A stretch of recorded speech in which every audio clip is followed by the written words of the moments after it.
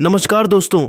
आज मायानगरी मुंबई के ऐतिहासिक और विश्व प्रसिद्ध वानखेड़े स्टेडियम की दूधिया रोशनी में आईसीसी टी20 वर्ल्ड कप 2026 के 44वें महामुकाबले में कैरेबियाई शेरों और जिम्बाब्वे के जुझारू योद्धाओं के बीच एक ऐसी जबरदस्त भिड़ंत हुई जिसने क्रिकेट के रोमांच को एक नई ऊंचाई पर पहुंचा दिया है। इस रोंगटे खड़े कर देने वाले मैच में वानखेड़े की मखमली आउटफील्ड पर रनों का जो सैलाब आया उसने न केवल मैदान पर मौजूद दर्शकों को मंत्रमुग्ध किया बल्कि पूरी दुनिया को दांतों तले उंगली दबाने पर मजबूर कर दिया है। जैसे ही यह निर्णायक मुकाबला शुरू हुआ, मुंबई का उत्साह 7वें आसमान पर पहुंच गया था, जहां जिम्बाब्वे के कप्तान सिकंदर रजा ने टॉस जीतकर पहले गेंदबाजी करने का एक बेहद साहसी और रणनीतिक फैसला लिया। रजा का यह फैसला वानखेड़े की उस पिच पर लिया गया था जो हमेशा से बल्लेबाजों की स्वर्ग मानी जाती है और जिम्बाब्वे के गेंदबाजों के सामने चुनौती थी वेस्टइंडीज के उन खूंखार पावर हिटर्स को रोकने की जो पलक झपकते ही मैच का रुख बदलने की ताकत रखते हैं।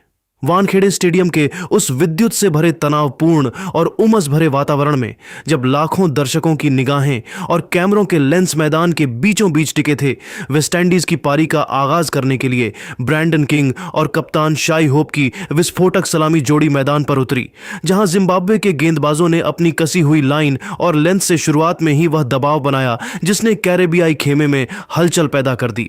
लेकिन किसे पता था कि यह तो बस उस तूफान के आने से पहले की खामोशी है जो शिमरॉन हेटमायर और रोवमैन पावेल के बल्ले से निकलने वाला था और जिम्बाब्वे के गेंदबाजों को पूरी तरह से बैकफुट पर धकेलने वाला था। मुंबई के प्रसिद्ध वानखेड़े स्टेडियम की जगमगाती फ्लड लाइट्स और अरब सागर से उठने वाली हल्की नम हवाओं के बीच जब वेस्टइंडीज की पारी का आधिकारिक आगाज हुआ तो पूरा स्टेडियम कैरेबियाई पावर हिटिंग के जादू की उम्मीद में शोर से भर उठा। पारी की शुरुआत करने के लिए ब्रैंडन किंग और कप्तान शाई होप की जोड़ी ने क्रीज पर कदम रखा। दूसरे ओवर में जिम्बाब्वे के प्रमुख तेज गेंदबाज रिचर्ड नगारवा के खिलाफ ब्रैंडन किंग ने अपनी बाहुबली ताकत का पहला ट्रेलर दिखाया। उन्होंने एक बैक ऑफ लेंथ गेंद को मिड विकेट के ऊपर से गगनचुंबी छक्के के लिए भेजकर अपने इरादे बिल्कुल साफ कर दिए थे। हालांकि नगारवा ने हार नहीं मानी और अपनी गेंदबाजी की चतुराई दिखाते हुए तुरंत वापसी की। उन्होंने अगली ही गेंद पर अपनी गति में भारी कटौती की और किंग को झांसा दिया। किंग बड़ा शॉट खेलने के चक्कर में गेंद की गति को पढ़ नहीं पाए और डीप बैकवर्ड स्क्वायर लेग पर खड़े तशिंगा मुसेकिवा को एक सीधा कैच थमा बैठे। किंग मात्र 9 रन बनाकर आउट हुए और वेस्टइंडीज को पहला झटका लगा। ब्रैंडन किंग के पवेलियन लौटते ही मैदान पर कदम रखा गुयाना के विस्फोटक बल्लेबाज शिमरॉन हेटमायर ने वानखेड़े की पिच पर आते ही जैसे रनों की एक भीषण सुनामी ला दी। उन्होंने अपनी पहली ही गेंद पर नगारवा को फाइन लेग की दिशा में एक शानदार फ्लिक शॉट खेलकर चौका जड़ा और यह बता दिया कि वे आज किसी और ही मूड में हैं। अगले ओवर में ब्लेसिंग मुजरबानी की 140 प्लस की गति के खिलाफ उन्होंने एक बेखौफ और शानदार पुल शॉट खेलकर अपनी आक्रामक पारी की नींव रखी। हालांकि तीसरे ओवर में जिम्बाब्वे के पास मैच पलटने का एक सुनहरा मौका आया था जब मुसेकिवा ने हेटमायर का एक बेहद आसान सा कैच टपका दिया। उस समय किसी को अंदाजा नहीं था कि मुसेकिवा की यह छोटी सी चूक बाद में जिम्बाब्वे के लिए इतिहास की सबसे बड़ी भूल साबित होने वाली है। पारी का छठा ओवर फेंकने आए ब्रैड इवांस के खिलाफ कप्तान शाई होप ने अपनी क्लास दिखाई और क्लासिक वेस्टइंडियन अंदाज में एक कड़क कवर ड्राइव के जरिए चौका बटोरा। लेकिन इसी ओवर की 5वीं गेंद पर इवांस ने अपनी रणनीति बदली और पेस ऑफ करते हुए गेंद की गति बहुत धीमी कर दी। होप इस बदलाव को समझ नहीं सके और एक अनियंत्रित स्लॉग शॉट खेलने के प्रयास में गेंद को हवा में मिस टाइम कर बैठे। डीप मिड विकेट पर तैनात ब्रायन बेनेट ने अपनी दाईं ओर एक अद्भुत लगभग नामुमकिन सा गोता लगाते हुए एक सनसनीखेज कैच लपका और शाई होप को 14 रन के निजी स्कोर पर पवेलियन भेज दिया। हालांकि इसी ओवर की तीसरी गेंद पर जिम्बाब्वे को वो सफलता मिली जिसकी उन्हें सख्त तलाश थी। हेटमायर ने क्रीज से बाहर निकलकर एक और बड़ा शॉट खेलने की कोशिश की, लेकिन गेंद बल्ले के निचले हिस्से पर लगी और हवा में ऊंची उठ गई। डीप मिड विकेट पर ब्रायन बेनेट ने बाईं ओर दौड़ते हुए एक शानदार स्लाइडिंग कैच पकड़ा। शिमरॉन हेटमायर 34 गेंदों पर 85 रनों की एक ऐतिहासिक पारी खेलकर आउट हुए जिसमें 7 चौके और 7 छक्के शामिल थे। पूरा वानखेड़े स्टेडियम खड़ा होकर इस महान पारी को सम्मान दे रहा था। 16वें ओवर में कप्तान सिकंदर रजा स्वयं मोर्चा संभालने आए। नए बल्लेबाज शेरफेन रदरफोर्ड ने फ्री हिट का फायदा उठाते हुए एक शानदार चौका जड़ा। इसी ओवर की दूसरी गेंद पर पावेल ने रजा की कम ऊंचाई वाली गेंद को मिड विकेट के ऊपर से गगनचुंबी छक्के के लिए भेज दिया। लेकिन 17वें ओवर में ब्लेसिंग मुजरबानी की वापसी ने वेस्टइंडीज की गति पर थोड़ा ब्रेक लगाया। पहली ही गेंद पर मुजरबानी ने एक शॉर्ट गेंद फेंकी जिस पर पावेल ने पुल करने की कोशिश की, लेकिन गेंद सीधे डीप बैकवर्ड स्क्वायर लेग पर खड़े तशिंगा मुसेकिवा के हाथों में चली गई। रोवमैन पावेल 59 रन बनाकर आउट हुए। पावेल के आउट होने के बाद भी रदरफोर्ड ने आक्रमण जारी रखा। उन्होंने मुजरबानी की 5वीं गेंद पर पॉइंट की दिशा में एक रॉकेट जैसा चौका जड़ा और अगली ही गेंद, जो कि शॉर्ट ऑफ लेंथ थी, उसे डीप बैकवर्ड स्क्वायर लेग के ऊपर से डिस्पैच करते हुए छक्के के लिए भेज दिया। 17 ओवरों के खेल की समाप्ति के बाद वेस्टइंडीज का स्कोर 4 विकेट के नुकसान पर 208 रन पहुंच चुका था।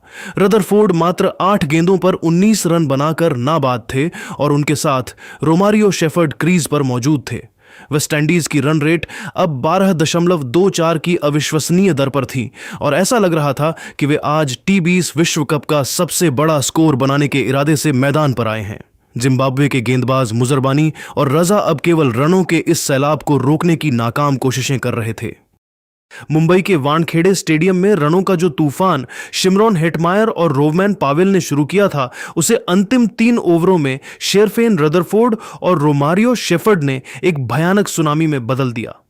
जब 17 ओवरों की समाप्ति पर वेस्टइंडीज का स्कोर 208 रन था, तब किसी ने नहीं सोचा था कि अगले 18 गेंदों में स्कोरबोर्ड पूरी तरह से बदल जाएगा।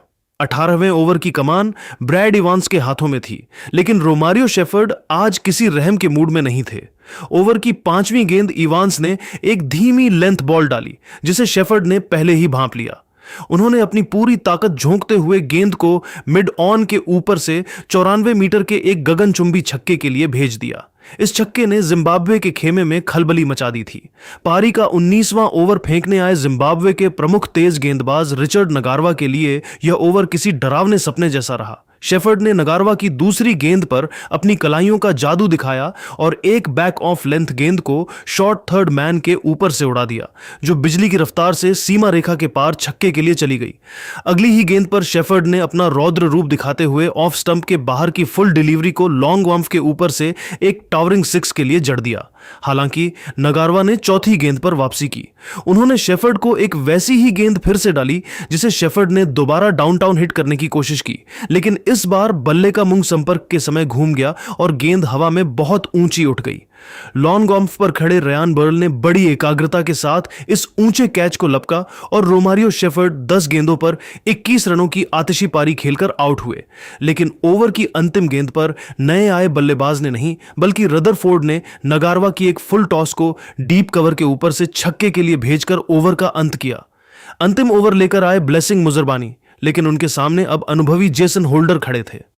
मुजरबानी ने पहली ही गेंद स्लॉट में डाली और होल्डर ने बिना किसी हिचकिचाहट के उसे गेंदबाज के सिर के ऊपर से 83 मीटर के एक दर्शनीय छक्के के लिए भेज दिया। अगली गेंद पर मुजरबानी ने लेंथ बदलने की कोशिश की, लेकिन होल्डर ने अपना फ्रंट लेग खोलकर गेंद को डीप मिड विकेट की स्टैंड्स में 93 मीटर के एक विशाल छक्के के लिए फ्लॉग कर दिया। हालांकि मुजरबानी ने तीसरी गेंद पर वापसी की और एक 108.9 किलोमीटर प्रति घंटे की धीमी और चौड़ी गेंद फेंकी। होल्डर उसे समय से पहले ही खेल बैठे और लॉन गोमॉफ पर तैनात टोनी मुनियोंगा ने आगे की ओर गोता लगाते हुए एक शानदार कैच लपका। जेसन होल्डर मात्र 4 गेंदों पर 13 रन बनाकर पवेलियन लौटे। पारी की अंतिम 2 गेंदों पर शेरफेन रदरफोर्ड ने अपना जलवा दिखाया। मुजरबानी ने रदरफोर्ड को उनके आर्क से दूर रखने की कोशिश में एक वाइड गेंद फेंकी, जिसके साथ ही वेस्टइंडीज का 250 रनों का ऐतिहासिक आंकड़ा पूरा हुआ। अंतिम गेंद पर मुजरबानी ने एक ऑफ कटर डालने का प्रयास किया, लेकिन रदरफोर्ड ने अपनी भुजाओं की शक्ति का उपयोग करते हुए गेंद को बैकवर्ड पॉइंट के ऊपर से स्लाइस किया और गेंद चौके के लिए सीमा रेखा के बाहर चली गई। निर्धारित 20 ओवरों के खेल की समाप्ति के बाद वेस्टइंडीज ने 6 विकेट के नुकसान पर 254 रनों का एक पहाड़ जैसा और ऐतिहासिक स्कोर खड़ा कर दिया। रदरफोर्ड मात्र 13 गेंदों पर 31 रनों की विध्वंसक पारी खेलकर नाबाद रहे, जिसमें उनका स्ट्राइक रेट 238.46 का रहा। वानखेड़े का यह मैदान आज वेस्टइंडीज की उस बेखौफ बल्लेबाजी का गवाह बना जिसने टी20 विश्व कप के इतिहास में एक नया अध्याय लिख दिया था। जिम्बाब्वे के गेंदबाज मुजरबानी और नगारवा के आंकड़े पूरी तरह बिगड़ चुके थे और अब जिम्बाब्वे के सामने इस असंभव से दिखने वाले लक्ष्य का पीछा करने की एक हिमालय जैसी चुनौती थी। तो दोस्तों, आपको क्या लगता है कि जिम्बाब्वे इस पहाड़ जैसे लक्ष्य को, चुनौती को पार कर सेमीफाइनल में अपनी जगह पक्की कर पाएगी? मुंबई के ऐतिहासिक वानखेड़े स्टेडियम की जगमगाती फ्लडलाइट्स के नीचे जब वेस्टइंडीज द्वारा खड़े किए गए 254 रनों के उस गगनचुंबी और हिमालय जैसे विशाल लक्ष्य का पीछा करने जिम्बाब्वे की टीम मैदान पर उतरी तो स्टेडियम का कोना कोना एक अजीब सी विद्युत ऊर्जा और तनाव से भर गया था। हर क्रिकेट प्रेमी के मन में यही सवाल था कि क्या जिम्बाब्वे इस नामुमकिन से दिखने वाले पहाड़ को फतह कर पाएगा। लक्ष्य 255 रनों का था, जिसे हासिल करना टी20 क्रिकेट के किसी भी व्याकरण में असंभव माना जाता है। लेकिन जिम्बाब्वे के लड़ाकों ने शुरुआत में जिस तरह की दिलेरी और निडरता दिखाई, उसने एक पल के लिए विश्व विजेता कैरेबियाई टीम के माथे पर भी चिंता की लकीरें खींच दी थीं। पारी का आगाज करने आए तदिवानाशे मारूमानी और ब्रायन बेनेट ने स्पष्ट कर दिया था कि वे बिना लड़े हार नहीं मानेंगे। पहले ही ओवर में स्पिन के उस्ताद अकील हुसैन के खिलाफ मारूमानी ने अपनी आक्रामकता का ऐसा खौफनाक परिचय दिया कि पहली ही कुछ गेंदों पर एक कड़क चौका और फिर एक गगनचुंबी छक्का जड़कर जिम्बाब्वे के रनों का खाता किसी तूफान की तरह खोल दिया। इसी ओवर में वेस्टइंडीज ने एक एलबीडब्ल्यू का रिव्यू भी गंवाया, जिससे मैदान पर तनाव और बढ़ गया। हालांकि कैरेबियाई टीम ने जल्द ही अपनी लय वापस पाई। दूसरे ओवर में मैथ्यू फोर्ड ने अपनी सटीक लाइन और लेंथ के साथ सीम गेंदबाजी का ऐसा जादू बिखेरा कि मारूमानी उनकी एक अंदर आती गेंद को पढ़ने में पूरी तरह चूक गए और 14 रन के निजी स्कोर पर पवेलियन लौट गए। इसके तुरंत बाद अकील हुसैन ने अपने दूसरे ओवर में वो कहर बरपाया जिसने जिम्बाब्वे की बल्लेबाजी की रीढ़ ही तोड़ दी। उन्होंने पहले ब्रायन बेनेट को एक जादुई, तेज और सीधी रहने वाली आर्म बॉल पर क्लीन बोल्ड कर दिया और फिर उसी ओवर की अगली कुछ गेंदों के भीतर ही खतरनाक रयान बर्ल को अपनी फिरकी में फंसाया। बर्ल ने बड़ा शॉट खेलने की कोशिश की, लेकिन गेंद हवा में टंग गई और शिमरॉन हेटमायर ने कैच लपकने में कोई गलती नहीं की। मात्र 2.4 ओवरों के भीतर जिम्बाब्वे की आधी उम्मीदें 22 रन पर 3 विकेट गिरते ही धराशायी होती दिख रही थीं। लेकिन ठीक इसी नाजुक मोड़ पर युवा डियोन मायर्स ने एक ऐसा अविश्वसनीय और साहसी जवाबी हमला शुरू किया जिसकी उम्मीद शायद वेस्टइंडीज के कप्तान रोवमैन पावेल ने भी नहीं की होगी। मायर्स आज किसी अलग ही लोक की धुन में बल्लेबाजी कर रहे थे। उन्होंने मैथ्यू फोर्ड और अकील हुसैन जैसे अंतरराष्ट्रीय स्तर के गेंदबाजों को आड़े हाथों लिया और मैदान के चारों कोनों में चौकों और छक्कों की ऐसी भीषण बरसात की कि वानखेड़े का स्टैंड्स झूम उठा। मायर्स ने एक्स्ट्रा कवर के ठीक ऊपर से एक 90 मीटर लंबा दर्शनीय छक्का जड़ा, जिसने न केवल दर्शकों को मंत्रमुग्ध किया बल्कि कैरेबियाई गेंदबाजों के आत्मविश्वास को भी हिलाकर रख दिया। वे क्रीज पर किसी शेर की तरह दहाड़ रहे थे, लेकिन जैसे ही पावर प्ले के 6 ओवर समाप्त हुए, पावेल ने अपनी सबसे बड़ी चाल चली और अपने सबसे भरोसेमंद स्पिनर गुडाकेश मोटी को गेंद थमाई। मोटी ने अपनी पहली ही गेंद पर वह करिश्मा कर दिखाया जिसका इंतजार पूरा वेस्टइंडीज कर रहा था। उन्होंने मायर्स की रक्षात्मक तकनीक को भेदते हुए उन्हें 28 रनों पर बोल्ड कर दिया और एक बेहद खतरनाक दिख रही पारी का अंत कर दिया। मायर्स के जाने के बाद जिम्बाब्वे के सबसे अनुभवी योद्धा और कप्तान सिकंदर रजा ने मोर्चा संभाला। रजा ने जानते हुए भी कि लक्ष्य पहुंच से बाहर होता जा रहा है, एक छोर से अपना संघर्ष और प्रतिरोध जारी रखा। उन्होंने युवा शमर, जोसेफ और फिर गुडाकेश मोटी के खिलाफ कुछ अत्यंत आकर्षक और कलात्मक छक्के जड़कर रणगति को एक सम्मानजनक स्थिति में बनाए रखने की जी तोड़ कोशिश की। मैच का सबसे रोमांचक और निर्णायक मोड़ 10वें ओवर में आया जब रजा ने मोटी की एक गेंद पर गगनचुंबी छक्का जड़ा, लेकिन अगली ही गेंद पर मोटी ने अपनी जादुई स्पिन का परिचय दिया। गेंद ने पिच पर टप्पा खाया, तेजी से अंदर की ओर टर्न हुई और रजा के बल्ले और पैड के बीच के फासले को चीरते हुए सीधा स्टंप से जा टकराई। कप्तान सिकंदर रजा 27 रन बनाकर आउट हुए और उनके आउट होते ही जैसे पूरे वानखेड़े स्टेडियम में एक गहरा सन्नाटा पसर गया। मोटी का जादू यहीं नहीं रुका। उन्होंने अगली ही गेंद पर तशिंगा मुसेकिवा को भी 0 के स्कोर पर बोल्ड कर जिम्बाब्वे को छठा सबसे बड़ा झटका दिया। इस दोहरे वार ने जिम्बाब्वे के संघर्ष को पूरी तरह कुचल दिया और गुडाकेश मोटी अपनी हैट्रिक के करीब पहुंच गए, जिससे यह स्पष्ट हो गया कि वानखेड़े की यह ऐतिहासिक रात अब केवल वेस्टइंडीज के नाम होने वाली है। मुंबई के ऐतिहासिक वानखेड़े स्टेडियम की जगमगाती फ्लडलाइट्स के नीचे जब पारी के 12 ओवरों का खेल समाप्त हुआ, तब स्कोरबोर्ड पर अंकित दृश्य जिम्बाब्वे के प्रशंसकों के लिए किसी डरावने सपने से कम नहीं था। जिम्बाब्वे का स्कोर 6 विकेट के भारी नुकसान पर मात्र 101 रन था और उनकी आधी से ज्यादा टीम पवेलियन की ठंडी छांव में वापस लौट चुकी थी। मैदान के बीचों बीच अब टोनी मुनियोंगा और ब्रैड इवांस की जोड़ी खड़ी थी, जिनके कंधों पर न केवल अपनी टीम की लाज बचाने का बोझ था, बल्कि वे वेस्टइंडीज के खूंखार गेंदबाजों के उस प्रचंड आक्रमण का सामना कर रहे थे जो इस समय पूरी तरह से हावी हो चुके थे। इन दोनों बल्लेबाजों के चेहरे पर छाई चिंता साफ बता रही थी कि वे वानखेड़े की इस चुनौतीपूर्ण परिस्थिति में कितना संघर्ष कर रहे हैं। मैच के समीकरण अब उस मोड़ पर पहुंच चुके थे जहां से जीत की कल्पना करना भी किसी चमत्कार से कम नहीं था। जिम्बाब्वे को अंतिम 48 गेंदों में 154 रनों की एक ऐसी विशाल और अभूतपूर्व दरकार थी जो क्रिकेट के किसी भी व्याकरण, सांख्यिकी या इतिहास में पूरी तरह से असंभव और नामुमकिन नजर आ रही थी। आवश्यक रन रेट का आंकड़ा अब 19.25 प्रति ओवर के उस खतरनाक स्तर को छू चुका था, जिसका मतलब था कि जिम्बाब्वे को अब हर ओवर में कम से कम 3 छक्के या 4 चौके लगाने ही थे, वह भी तब जब उनके पास केवल पुछल्ले बल्लेबाज बचे थे। कैरेबियाई कप्तान रोवमैन पावेल ने अपनी फील्डिंग को बाउंड्री लाइन पर इस तरह सजाया था कि मानो उन्होंने जिम्बाब्वे के चारों ओर एक अभेद्य चक्रव्यूह रच दिया हो। इस तबाही के सबसे बड़े सूत्रधार बनकर उभरे थे वेस्टइंडीज के चतुर स्पिनर गुडाकेश मोटी ने अपने कोटे के शुरुआती 3 ओवरों में मात्र 28 रन खर्च किए और 3 अत्यंत महत्वपूर्ण विकेट झटक कर जिम्बाब्वे की बल्लेबाजी की रीढ़ ही तोड़ दी थी। उनकी फिरकी गेंदों में वह धार और छलावा था जिसे पढ़ने में जिम्बाब्वे के धुरंधर बल्लेबाज पूरी तरह विफल रहे। मोटी की गेंदबाजी के कारण ही जिम्बाब्वे का मध्यक्रम ताश के पत्तों की तरह ढह गया और वे अब केवल हार के अंतर को कम करने की जद्दोजहद में जुटे थे। वानखेड़े की यह सपाट पिच जो कभी बल्लेबाजों की स्वर्ग कही जाती थी, अब पूरी तरह से वेस्टइंडीज के स्पिनर्स और तेज गेंदबाजों की मुट्ठी में कैद हो चुकी थी।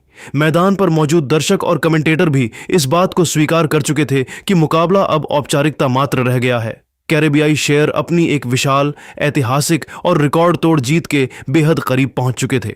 वेस्टइंडीज के खिलाड़ी मैदान पर आत्मविश्वास से लबरेज थे और उनकी बॉडी लैंग्वेज चीख चीख कर कह रही थी कि वे सुपर 8 के इस मुकाबले में अपनी बादशाहत कायम कर चुके हैं। जिम्बाब्वे के लिए अब यह केवल आत्मसम्मान की लड़ाई रह गई थी, जबकि वेस्टइंडीज की टीम विश्व कप के सेमीफाइनल की ओर एक और जोरदार कदम बढ़ाने के लिए पूरी तरह तैयार नजर आ रही थी।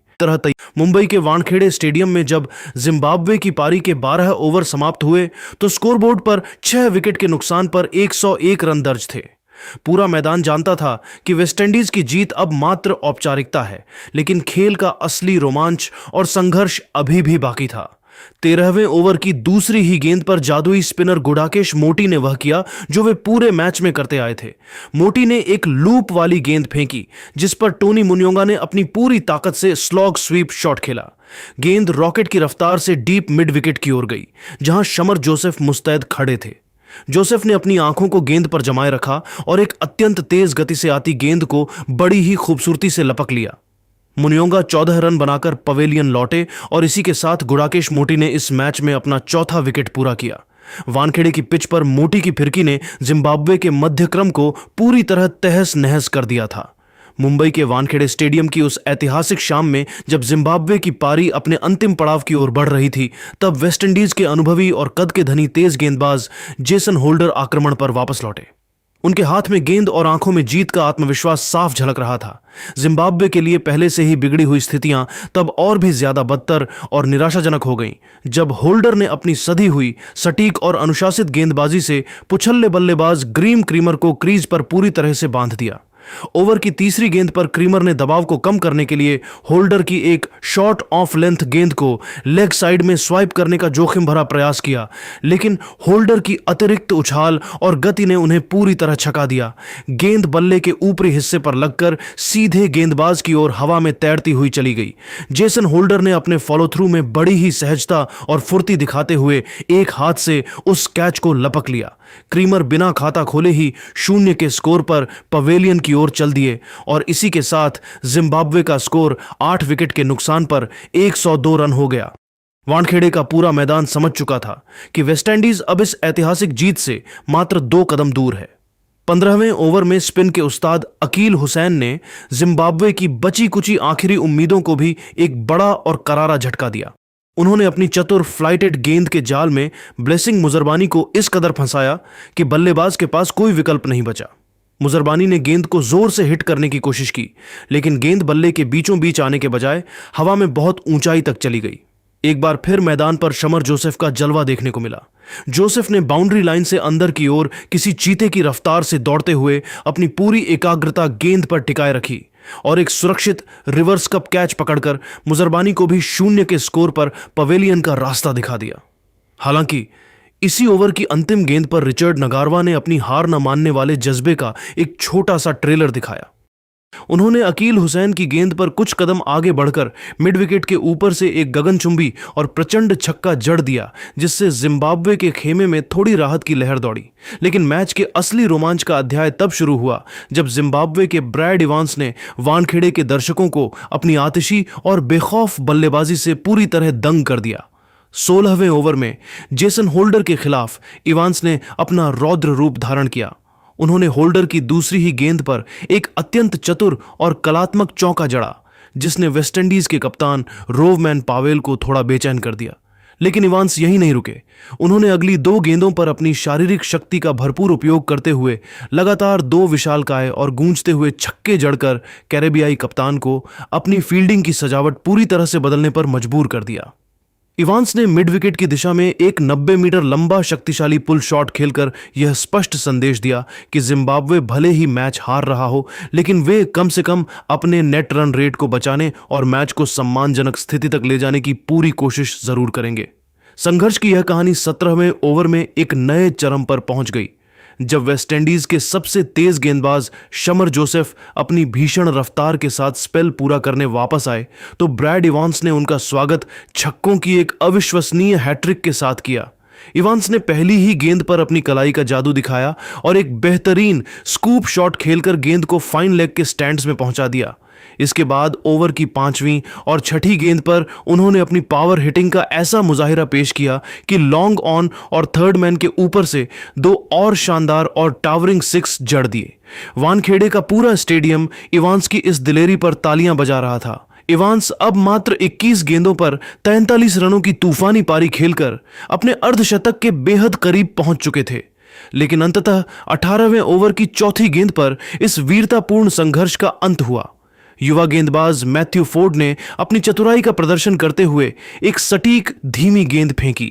ब्रैड इवांस, जो लगातार बड़े शॉट्स की तलाश में थे, इस बार गेंद की गति को पढ़ने में गच्चा खा गए। उन्होंने गेंद को हवा में उछाला और कवर पर खड़े अकील हुसैन ने बिना किसी गलती के उस ऊंचे कैच को लपक लिया। इसी के साथ जिम्बाब्वे की पूरी टीम 17.4 ओवरों में मात्र 147 रनों के स्कोर पर सिमट गई। वेस्टइंडीज ने इस मुकाबले को 107 रनों के विशाल और रिकॉर्ड तोड़ अंतर से जीतकर क्रिकेट की दुनिया में अपना परचम लहरा दिया। मैथ्यू फोर्ड ने 3.4 ओवरों के अपने स्पेल में 27 रन देकर 2 महत्वपूर्ण विकेट हासिल किए, जबकि गुडाकेश मोटी अपनी ऐतिहासिक 4 विकेटों की स्पेल के साथ इस भव्य जीत के सबसे बड़े महानायक बनकर उभरे। वानखेड़े का यह ऐतिहासिक मैदान आज वेस्टइंडीज के पूर्ण प्रभुत्व और जिम्बाब्वे के साहसी, जुझारू लेकिन अंततः असफल संघर्ष का गवाह बना। इस विराट जीत के साथ वेस्टइंडीज ने सुपर 8 की अंक तालिका में अपनी स्थिति को फौलाद की तरह मजबूत कर लिया है और दुनिया को बता दिया है कि वे 2026 के विश्व कप के प्रबल दावेदार क्यों हैं। तो दोस्तों, आपके हिसाब से वेस्टइंडीज के लिए यहां से सेमीफाइनल के दरवाजे खुल गए हैं या पॉइंट्स टेबल में और रोमांच बढ़ेगा? अपनी राय हमें कमेंट बॉक्स में जरूर बताएं। जय हिंद, जय भारत। तो दोस्तों, इस वीडियो में आपने देखा कि हमने बात करी है मैच की हाइलाइट्स के बारे में।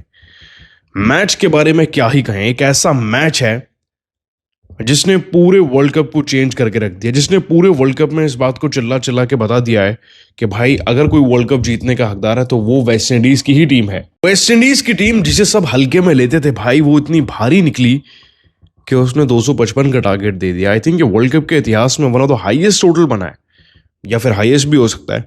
लेकिन उससे बड़ी बात यह है कि 2026 में इस स्कोर के कोई आसपास भी नहीं पहुंचा। 250 प्लस करने वाली तो इकलौती टीम है ही। आई डोंट थिंक कि किसी ने 200 भी प्लस किया है।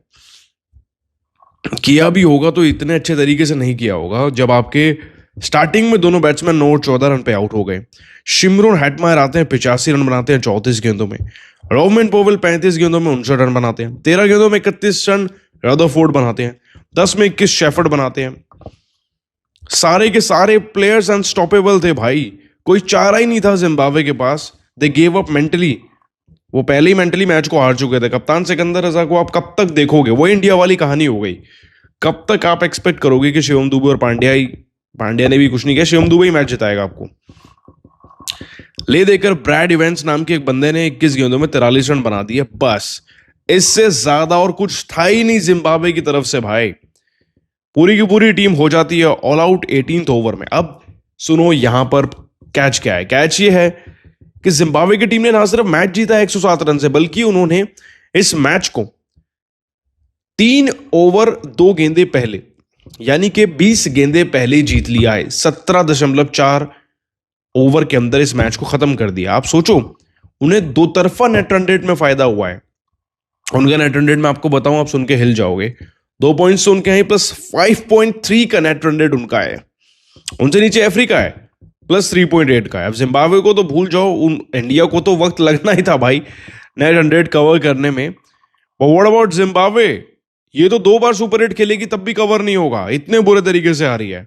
हम तो इंडिया की हार को बुरा मान रहे थे, लेकिन आपको यह भी जानना चाहिए कि इससे खतरा बढ़ गया। खतरा यह है कि भाई अगर 2 मैच वेस्ट इंडीज जीतती है, 2 ही मैच अब इंडिया जीतती है, net run rate West Indies से कम रहता है, और उधर साउथ अफ्रीका सारे मैच जीत जाती है, तो automatically West Indies and south Africa qualify कर जाएंगे। या तो वेस्ट इंडीज दोनों मैच हारे अपने, जो कि इंडिया और अफ्रीका से है, तो फिर चांस बन जाएगा इंडिया का, राइट। तो इंडिया के लिए मुश्किलें हैं, बट अभी रास्ते हैं, जब तक वो कोई मैच ना हारे या नेट रन रेट बहुत ज्यादा ड्रॉप ना हो जाए। बट फॉर्चुनेटली इंडिया मैच जीतना चाहिए और साउथ अफ्रीका को भी जीतना चाहिए वेस्ट इंडीज से, तब हमारे चांसेस ज्यादा बनेंगे कंपैरिजन में। तो भाई ये थी वेस्ट इंडीज की टीम, कमाल धमाल बेमिसाल। आप इन पे क्या कहेंगे, आप नीचे कमेंट कर देना, और अभी सब्सक्राइब कर लेना मैं इसी अपडेट्स के लिए।